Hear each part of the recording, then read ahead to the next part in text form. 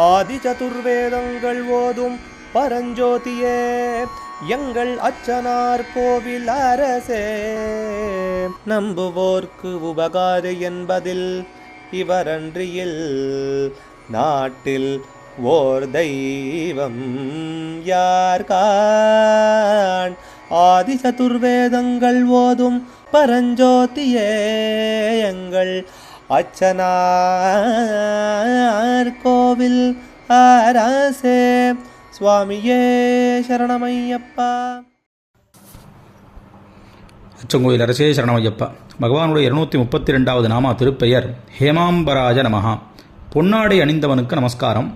ஹேம பொற்ஜரிகை வேலைப்பாடு அமைந்த அம்பர ஆடை அணிந்தவன் அப்படின்னு பெயர். பொதுவாக பகவான் கிட்டக்க எல்லாமே ஸ்வர்ணமயம்.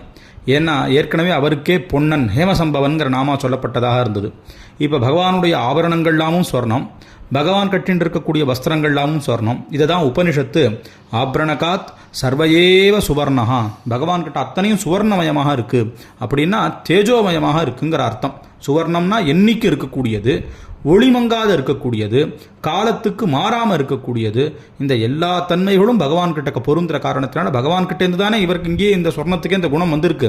ஏன்னா நாம் முன்னாடி நாமாக்கள்லேயே பார்த்தோம், பரமேஸ்வரனுடைய சக்தியாகத்தானே சொர்ணம் சொல்லப்படுறதாக அமையிறது.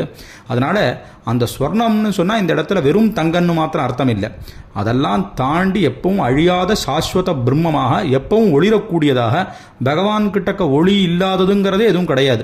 அப்போ அங்கே இருட்டுக்கு வேலையே கிடையாது.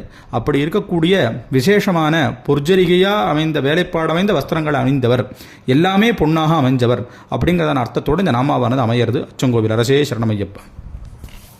அச்சனார் கோவில் அரசே சுவாமியே சரணமையப்பா.